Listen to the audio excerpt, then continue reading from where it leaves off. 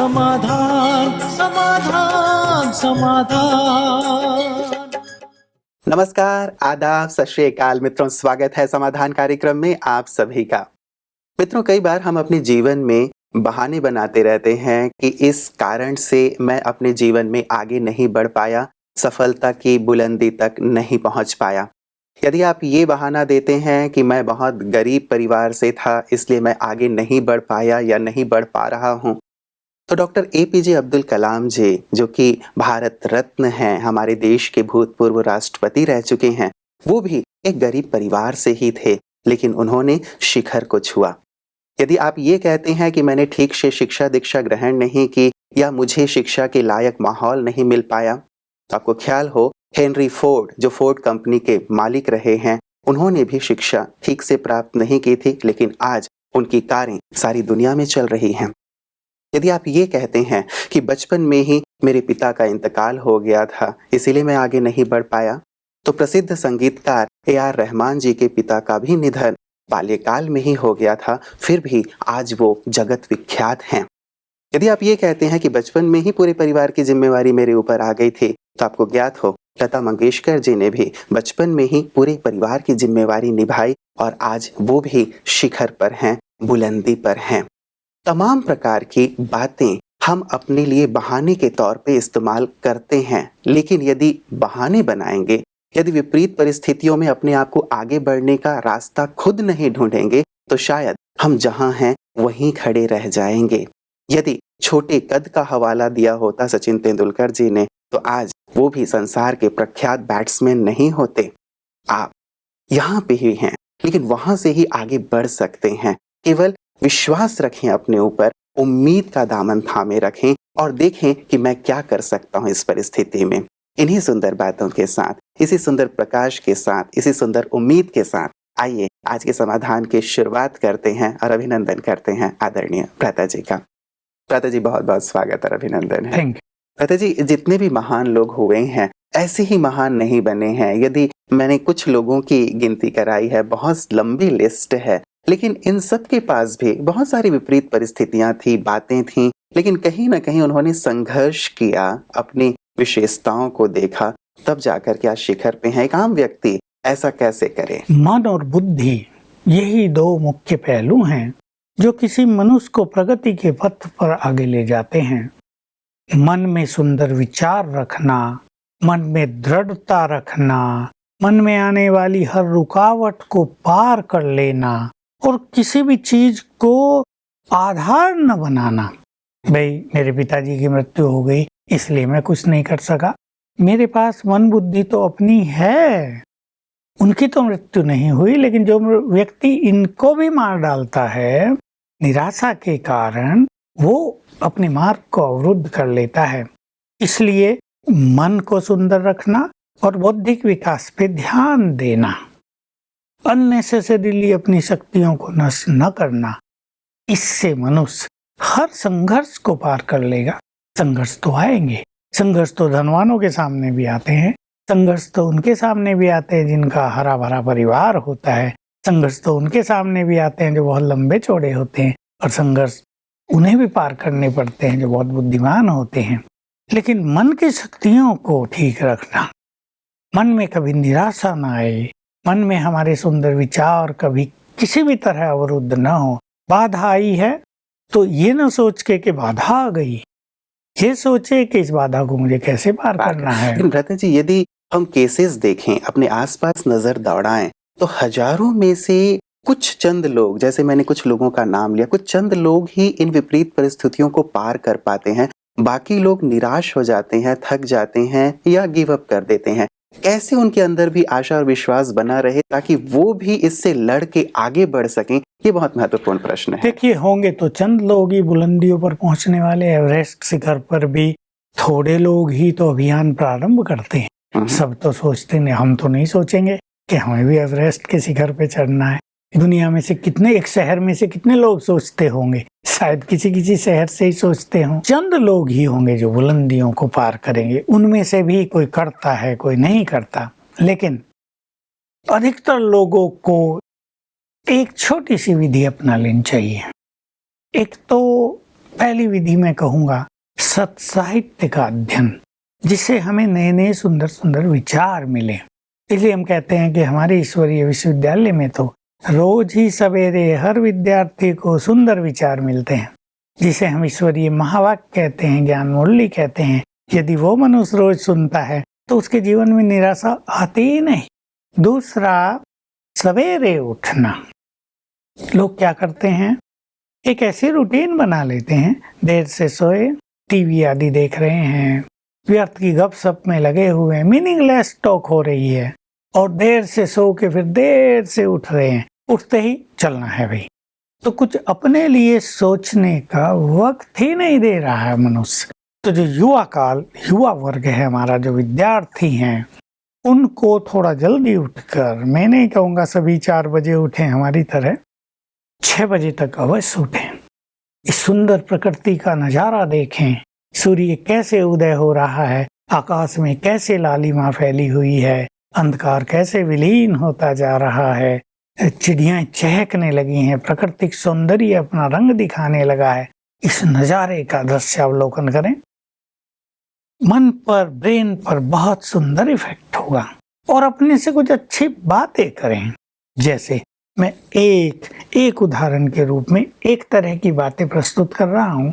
ऐसे जब व्यक्ति रोज अपने से बातें करने लगेगा तो उसको ऐसे सुंदर सुंदर विचार स्वतः ही आने लगेंगे। सोचना चाहिए, वाह कितना सुंदर ये प्रकृति का नजारा है, कितना सुंदर ये संसार का खेल है, वैरायटी टाइप गेम है ये। कोई इसमें अच्छा है, कोई बुरा है, कोई रो रहा है, कोई हंस रहा है, कोई सफल है, कोई विफल है, कोई निराशाओं में जी रहा है तो कोई आशावादी है, कोई बुलंदियों को छू रहा है तो कोई एक कदम भी नहीं बढ़ा पा रहा है। Oh what a beautiful game of God. विचार करें, फिर भगवान की ओर देखे, तुमने कितना सुंदर खेल रचा है, हम भी इसमें सुंदर एक्टर हैं, मुझे भी कुछ विशेष कार्य करने हैं, मुझे जीवन वैसे नहीं जीना है जैसे और लोग जी रहे हैं, मुझे उन राहों पर नहीं चलना है जिन पे आम युवक चल रहे हैं, मुझे एक नूतन पथ निर्माण करना है, मुझे बुलंदियों को छूना है, मेरे जीवन का एक ये महान लक्ष्य है, हर कीमत पर मैं इसको प्राप्त करूंगा। ऐसे रोज अपने को मोटिवेट करें। तो सेल्फ टीचर बनना, सेल्फ मोटिवेटर बनना ये बहुत आवश्यक है। इससे हम रोज एनर्जेटिक होते रहेंगे, ब्रेन में कोई भी ब्लॉक आ गया वो ब्लॉकेज समाप्त होते रहेंगे और हमें मार्ग मिलता जाएगा। दादाजी, क्या राजयोग की भी इसमें कोई ऐसी भूमिका है? क्योंकि जैसे मैंने कहा कि अपने आसपास यदि नजर दौड़ाते हैं तो बहुत सारे लोग ऐसे हैं, चलिए इतनी बुलंदी तक सभी पहुंचे ऐसा तो नहीं हम कहते, लेकिन फिर भी हारें तो ना, कम से कम अपने जीवन को सुख शांति और आनंद से जिए। ऐसी स्थिति तक भी पहुंच जाए तो भी व्यक्ति कहेंगे कि हाँ अपने जीवन को सार्थक किया। राजयोग की ऐसी सकारात्मक भूमिका क्या ऐसी परिस्थितियों में हो सकती? राजयोग से हमारे विचार महान बनते हैं।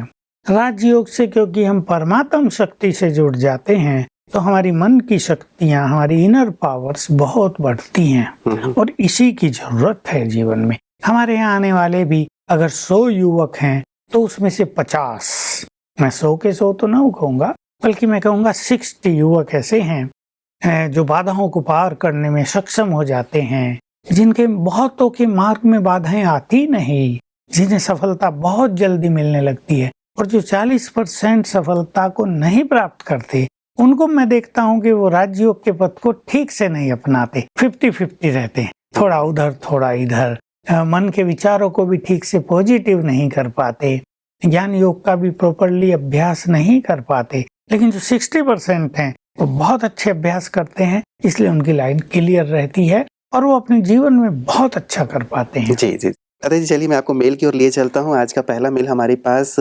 महाराष्ट्र से आया हुआ है। नाम तो इन्होंने नहीं लिखा है। ये कहते हैं कि मैं जेलर हूँ और सारे बड़े बड़े खतरनाक अपराधी हमारे जेल में हैं, उनमें सुधरने के कोई लक्षण नहीं देखते और उनका नेगेटिव जो ओरा है, वाइब्रेशन है, इतना पावरफुल है कि अब धीरे धीरे मैं भी नेगेटिव होता जा रहा हूँ, चिड़चिड़ापन और गुस्सा बढ़ता जा रहा है। कल भी हमने गुस्से की बात की थी भ्राता जी, और ये भी एक बड़ा केस है कि लोगों की नेगेटिविटी इन्हें प्रभावित कर रही है, चिड़चिड़े और गुस्सेले होते जा रहे हैं जेलर साहब। डेफिनेटली ये एक जिम्मेदार अधिकारी हैं तो कई चीज़ों का इनको ध्यान रखना पड़ता है और जब लोग ऐसा नहीं करते तो इनको इरिटेशन होता है। और जो नहीं करते, अब ये सोचना है वो हैं कौन। हो सकता है उनमें से कई आतंकवादी हों, कई बड़े बड़े क्रिमिनल्स हों, कोई और खतरनाक विचारों वाले हों जो इंतजार कर रहे हों कि कब यहाँ से निकलें और फिर ये काम करें। बहुत कम लोग वहाँ ऐसे होते हैं जो ये सोचते हैं कि अरे भाई हम तो यहाँ गलती से आ गए, अभी हमें जीवन में ऐसा काम नहीं करना है, हमने तो भावुक होकर ये गलती कर दी, अब तो हम कान पकड़ते हैं, भगवान से क्षमा मांगते हैं, अब हम ऐसा काम नहीं करेंगे। लेकिन अधिकतर वहाँ जाने वाले ऐसे ही होते हैं जो इंतजार करते हैं। वहाँ भी उनका एक ग्रुप बन जाता है ना, सब साथ रहते हैं, साथ काम करते हैं। अब पहले एक थे, अब 2 मिलके काम करेंगे, अब 4 मिलके काम करेंगे। तो हम लोग भी जाते हैं उनकी सेवाओं के लिए। जेल में हम लोगों के बहुत अच्छे प्रोग्राम चलते हैं। जबकि जब हम जाते हैं तो हम देखते हैं वातावरण को, मैं रीड करने की कोशिश करता हूँ कि लोग हमें ध्यान से देख रहे हैं, ये आए हैं क्योंकि हमारी बहनें भाई वहाँ जाते रहते हैं। तो कोई किस नज़र से देख रहा है, कोई किस नज़र से देख रहा है, हम पर उनके वाइब्रेशंस अफेक्ट न करें, हमारे वाइब्रेशंस उनको जाएं, इसकी बहुत आवश्यकता है। राजयोग हमें इसकी विधि उपलब्ध कराता है, क्योंकि अब मान लो इनके पास 200-400 ऐसे क्रिमिनल्स हैं। अब सबका निगेटिव ऑरा बहुत बड़ा हो गया ना, बहुत पावरफुल हो गया, और ये अकेले जो उनके लिए कुछ अच्छा सोच सकते होंगे, इन पर उसका इफेक्ट, और वो भी अंदर खिटपिट करते रहते हैं। कुछ ना कुछ उसे भी मैनेज करना, उसका भी एक दबाव रहता है। कहीं किसी को छोटी मोटी सजा भी देना। अब जेलर की तो कई जिम्मेदारियां होती है। तो इसमें ये एक बहुत अच्छी विधि अपने रोज सवेरे, इनको राजयोग सीख ही लेना चाहिए यदि इन्होंने नहीं सीखा है तो। रोज सवेरे 1 घंटा बहुत पावरफुल मेडिटेशन करके चारों ओर पावरफुल वाइब्रेशंस फैलाएं, बल्कि अपनी जेल में फैलाएं। इसकी कई विधि राजयोग में है, चाहे अपने घर बैठकर करें या अपनी जेल में पावरफुल वाइब्रेशंस फैला सकते हैं।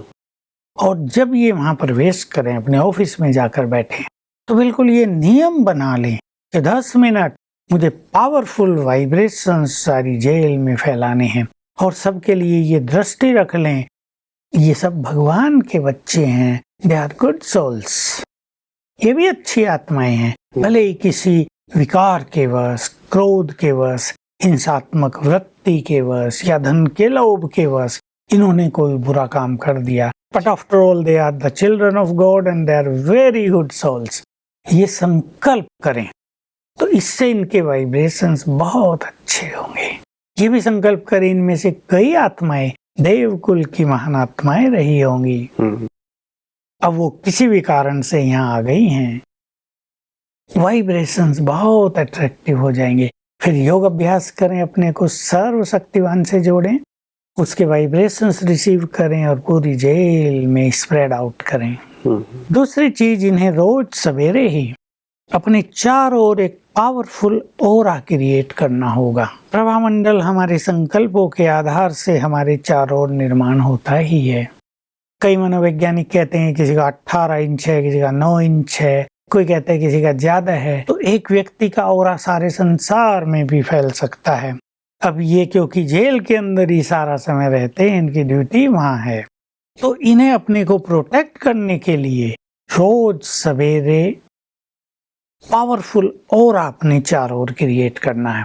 और वो इस संकल्प से करना है, मैं मास्टर सर्वशक्तिवान हूँ, मेरे अंग अंग से शक्तियों की लाल किरणें फैल रही हैं। अब यहाँ तक ऑरा बन गया।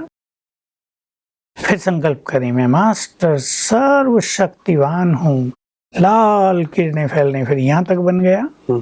ऐसे 7 बार, और ये ऑरा बढ़ता जाएगा विद गुड फीलिंग्स। मैं भगवान की संतान हूँ, ही इज ऑलमाइटी, मैं भी मास्टर ऑलमाइटी हूँ, मुझसे शक्तियों की लाल किरणें फैल रही हैं। और जब ये चक्र लगाएं जेल में, तब भी ये 2-4 बार ये अभ्यास अवश्य करें, मैं मास्टर सर्वशक्तिवान, मैं एक महान आत्मा और ये सब आत्माएं हैं। इससे क्या फायदा होगा?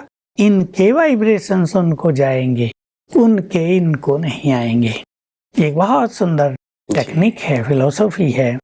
और लास्ट बात कि जब शाम को ये घर लौटें, क्योंकि स्टिल मार्जिन है कि कुछ निगेटिविटी इनके अंदर आ गई हो, कहीं कोई केस ही आ गया हो, किसी क्रिमिनल्स ने दूसरे से लड़ाई कर ली हो और कुछ मारा मारी कर दी हो। आजकल जेलों में बहुत कुछ होता रहता है, उसका इफेक्ट इनके माइंड पर भी रहा हो, तो ये जेल से बाहर आते हुए उसको वहीं क्लीन करें कि आज का ये ड्रामा पूर्ण हुआ, अब मैं अपने घर जा रहा हूँ, बाबा मेरे साथ है, मैं एक महान आत्मा हूँ, मुझे तो संसार को बहुत कुछ देना है। घर तक पहुँचते पहुँचते सुंदर विचारों से स्वयं को चार्ज कर दें, ऐसी ये दिनचर्या बनाएंगे तो जेल इनके लिए एक तीर्थ स्थान बन जाएगा। ये तो बड़ी अच्छी बात आपने कह दी। अब तक तो इनके पास इतनी समस्या है कि इतनी नेगेटिविटी इनके पास आ रही है, ना जाने कितने झंझट होते हैं, लेकिन वो तीर्थ बन जाए, इससे अच्छा क्या होगा। राधा जी, तीर्थ बनाने के लिए मैंने सुन रखा है कि ब्रह्मा कुमारियां तिहाड़ जेल में भी जाके सेवाएं दे रही हैं, वहां पे भी वहां क्लासेस कराती हैं। अहमदाबाद के भी उसमें जेल में मैंने सुन रखा है कि वहां पे भी रेगुलर क्लासेस चलती हैं। ऐसे ही विशाखापट्टनम आदि आदि स्थानों पे मैंने सुन रखा है। तो क्या इन्हें भी ऐसा करना चाहिए, या भारतवर्ष में जितने भी जेल हैं क्या ब्रह्मा कुमारी खुद जाके ऑफर कर सकते हैं, या इन्हें कुछ ऑफर मिले तो जाके अपनी सेवाएं दे सकते हैं, ताकि उनके अंदर भी, क्योंकि आखिर जैसे आपने कहा कि वो भी भगवान के बच्चे हैं और हमें तो पाप से घृणा करना है, पापियों से नहीं, तो उनके परिवर्तन के लिए क्या कुछ प्रयास किए जा रहे हैं? ये सबको जानकर बहुत खुशी होगी। कम से कम 100 जेलों में, और विशाखापट्टनम में तो 1000 लोगों के बैठने का हॉल बनवाना पड़ा उसको, बीच में बिल्कुल। सेंट्रल जेल थी बड़ी, तो 3000 कैदी थे वहाँ। तो मैं तो ये कहूँगा सरकारों को भी ये काम करना चाहिए, और हमारे ईश्वरीय विश्वविद्यालय के द्वारा तो ये काम हो ही रहा है। जहाँ तहाँ राखी के पर्व पर मुझे नहीं लगता कोई जेल बचती होगी जहाँ हमारी बहनें नहीं जाती हों। सारे भारत में बहुत कम जेलें बचती होंगी, नहीं तो हमारे बड़े बड़े सेवा केंद्र हैं हर सिटी में, हर डिस्ट्रिक्ट में, छोटे छोटे टाउन में भी, जहाँ भी जेल हैं हमारी बहनें ये सेवा अवश्य करती हैं। हमारे यहाँ से हेड ऑफिस से भी सबको आदेश जाता है कि ये सेवा सभी करें, और बहुत जगह कैदियों ने कोर्स किया, स्टाफ ने कोर्स किया, और बहुत अच्छे कार्य चल रहे हैं। तो चलो 100 लोगों में से 10 भी वहां से सुधर के निकले तो इट विल बी बड़ी ग्रेट गिफ्ट है। जी जी जी प्रातः जी, मैंने ये भी सुन रखा है कि जैसे जेलों की जो सेवा है, और एक परिवर्तन की बात है कि डाकू पंचम सिंह जी का नाम बड़ा फेमस था, और वो अपने समय में बहुत ही कुख्यात डाकू थे, और उन्होंने बहुत सारी जो भी हैं कांड किए थे, लेकिन उन्हें भी राजयोग का परिचय मिला, और अब वो पूरी तरह परिवर्तित होके डाकू पंचम सिंह से राजयोगी पंचम सिंह बन गए हैं। बिल्कुल, मेरे से तो बहुत मिलते हैं। जब वो पहली बार हमारे यहाँ आए थे वो हमारे ही फ्रेंड बने थे और हम उन्हें घुमाने ले गए थे। हमने उनसे कई चर्चाएं की, उनकी सब जो किसी को नहीं बताते वो भी उन्होंने सब बता दी। लेकिन वो चरित्रवान बहुत थे। भले ये धंधा उन्होंने किसी कारण से अडॉप्ट किया था, क्योंकि इन लोगों को बहुत सताया जा रहा था, तो इन्होंने फिर बंदूकें उठा ली और गैंग बन गए इनके। लेकिन मूल रूप से ये बहुत चरित्रवान थे, तो पाप भी बहुत हुए, लेकिन वो जो चरित्र था वो इन्होंने कायम रखा था उस फील्ड में भी। चलिए भ्राता जी, उम्मीद करते हैं कि सचमुच सारी जेलों में ऐसी सेवाएं शुरू हों, और फिर जेल में कैदियों की संख्या भी धीरे धीरे कम होती चले, क्राइम कम होता चले, तो हम एक स्वच्छ और स्वर्णिम भारत बना पाएंगे। अगला मेल भ्राता जी हमारे पास कनाडा से आया है, और ये शुक्ला जी हैं। ये कहते हैं कि I gave power of attorney to my nephew in Surat to sell my plot in Faridabad in 2008. It was sold for 1 crore 40 lakhs. He agreed to give me 1 crore. So far, he gave me 60 lakhs. Now he is not talking to me. I need Suraj Bhaiji's help. I am a senior citizen and live on pension. भ्राता जी, थोड़े ही पैसे मिले, बाकी दिए नहीं, अब बातचीत बंद है। पैसा ऐसी माया है जो अच्छों का दिमाग खराब कर देती है। संबंधों में दरार। हाँ, ये तो इनका भतीजा ही है। भतीजा है। अपने ही लोगों से ज्यादा धोखा मिलता है ऐसे केसेज में, बल्कि दूसरे लोग तो कोऑपरेट ज्यादा करते हैं, लेकिन अपने लोग सोचते हैं ना इनके पास तो बहुत है, वो उनको जानते हैं ना आगे पीछे, तो इनके पास तो बहुत है, क्या करेंगे। और अकेला व्यक्ति है, सीनियर सिटीजन है, कल मर जाएगा, क्या काम आएगा, उसका पैसा सरकारें ले लेंगी, इसलिए कर लो कुछ। तो इनको मेरी एक सिंपल सी राय है जी, उस अपने भतीजे की मेंटलिटी को बदलने के लिए ये 21 दिन राजयोग का अभ्यास कर लें, 1 आवर ए डे। बस 1 घंटा पावरफुल योग करेंगे, और उसमें ये स्वमान याद करेंगे, मैं मास्टर सर्वशक्तिवान हूँ, सफलता मेरा जन्मसिद्ध अधिकार है। फिर उसे आत्मा देखेंगे और 1-2 मिनट उसे गुड थॉट्स देंगे। You are a good soul, तुम भी तो भगवान के बच्चे हो, किसी का पैसा इस तरह लिया नहीं जाता, मैंने तो तुम्हें पहले ही 40 लाख एक्स्ट्रा दे दिए हैं, अब जो मेरे 40 बचते हैं वो मुझे वापस लौटा दो, मुझे उसको ईश्वरीय कार्य में लगाना है, मुझे उससे पुण्य करने हैं, इससे तुम्हारा भला होगा और गरीबों का भला होगा। इस तरह के थॉट्स उसे जैसे माइंड टू माइंड उसे बात करेंगे। तो बिल्कुल मुझे पूर्ण विश्वास है कि 21 दिन ऐसा करने से उसका माइंड बदलेगा और वो इनका पैसा लौटा देगा। पता जी, क्या कुछ ऐसे एक्सपीरियंस हैं आपके पास? लगातार लोगों के फ़ोन कॉल आते हैं, बातें होती रहती हैं, आप लोगों को एक्सपेरिमेंट कराते रहते हैं। क्या कुछ ऐसा अनुभव रिसेंटली का है कि किसी का पैसा ऐसे ही किसी ने रख लिया हो, दबा लिया हो और ऐसे अभ्यास से वापस आ गया? नहीं, 10 कम से कम 10 अनुभव ऐसे बहुत अच्छे हैं। जी। ये बिल्कुल इजीली हो गया कि लोगों ने पैसा देने की मेंटलिटी खत्म कर दी थी और जब इस तरह के योग अभ्यास किए, कुछ केसेस तो ऐसे थे जिनमें उन लोगों का योग भी नहीं लगता था, तो मैंने जस्ट विजन बनवाया कि वो व्यक्ति पैसा दे रहा है 15 दिन में, 1 मास में, और 108 बार याद कर लेना कि मैं मास्टर सर्वशक्तिवान हूँ, तो बहुत जल्दी उनका पैसा लौट गया। पैसे लौटने के तो कई अनुभव हो चुके हैं। कई केस ऐसे भी हुए कि जिसको लौटाना था करोड़ों की संपत्ति, उस बेचारे का भी काम डाउन चला गया। अब इसको पता था ये खुद ही गरीब हो गया है, अब मेरा कैसे लौटाएगा, तो इसने रोज सवेरे जैसे अपने लिए अभ्यास किया जाता है, मैं बहुत धनवान हूँ, इसने उसके लिए भी किया। ये व्यक्ति बहुत धनवान है, बहुत भाग्यवान है, बहुत पुण्य आत्मा है, इसका भी कार्य अच्छा चल जाए। तो इसकी दुआओं से उसका कार्य अच्छा चल गया, पैसे भी पैसा उसने बेचारे ने वापस कर दिया। वो लौटा इसलिए नहीं रहा था कि उसके पास पैसे था नहीं थे। रियली तो ऐसे भी कई केसेस हो जाते हैं जी कि सामने वाले के पास पैसा नहीं हो तो भी बेचारा लौटा नहीं पाता है। ये तो अच्छी चीज हुई कि उसके लिए भी शुभ भावना कि वो भी धनवान हो जाए और वो जो मेरे पैसे हैं वो भी वापस आ जाए। चलिए भ्राता जी, उम्मीद करते हैं और हमारी दुआएं भी रहेंगी कि शुक्ला जी के भी जो पैसे इनके भतीजे ने रख लिए हैं जल्दी से जल्दी लौटा दें और ये भी सुखमय और शांतिमय जीवन अपना यापन करें। आज की सुंदर चर्चा के लिए भ्राता जी आपका बहुत बहुत शुक्रिया। मित्रों, हर प्रकार की समस्या हमारे पास आती रहती है, आप देखते ही हैं, चर्चाओं में सुनते रहते हैं, लेकिन सबका निदान है। अपने आप को हम सकारात्मक बना के रखें, दूसरों के लिए भी अच्छी शुभ भावना रखते हैं तो उनके पास भी यदि कोई नेगेटिविटी होती है खत्म हो जाती है, हमारे लिए उनकी भावनाएं बदलती हैं और जो भी चीज़ें हैं, चाहे वो धन है, हम तक वापस आ जाता है। लेकिन बड़ी चीज़ जहाँ से मैंने शुरुआत की थी, हम खुद ही कई बार अपनी उन्नति में बाधक बने रहते हैं। उस बात पर हमें अवश्य विचार करना है। शिखर पर वही लोग पहुंचते हैं जो संघर्ष करते हैं, आशावादी बने रहते हैं। यदि आप, जैसे बहानों की बात मैंने कही थी, एक बहाना ये बनाते हैं कि दुर्घटना के कारण मैं आगे नहीं बढ़ पाऊंगा, जीवन में कुछ कर नहीं पाऊंगा। सुधा चंद्रन जी हमारे सामने बहुत अच्छी उदाहरण है, जो पैर न होते हुए भी बहुत सुंदर नृत्यांगना है। उन्होंने प्रूफ किया है अपने आप को। यदि आप ये सोचते हैं कि मैं बीमार रहता हूँ, बीमारी के कारण मैं जीवन में आगे नहीं बढ़ पा रहा हूँ, तो आपको ख्याल हो कि राष्ट्रपति रूजवेल्ट भी दोनों पैर से बिल्कुल विकलांग थे, उनके पैर काम नहीं करते थे। वर्जिन एयरलाइंस के जो मालिक हैं वो भी बीमार रहा करते थे, लेकिन आज वो भी शिखर पे हैं। यदि आप ये बहाना देते हैं कि मैं बहुत गरीब हूं और मैं कुछ नहीं कर पाऊंगा गरीबी की वजह से, तो आपको ख्याल हो धीरू भाई अंबानी जी भी गरीब थे और साथ ही एक छोटी सी नौकरी किया करते थे, लेकिन आज उनका रुतबा क्या है आप सब जानते हैं। तो कहीं पे भी हम हैं, वहां से आगे बढ़ सकते हैं, विकास कर सकते हैं। बहाने को दरकिनार करें, आशा का दीप जलाएं, शिखर आपका इंतजार कर रहा है। अपना ख्याल रखिएगा। नमस्कार।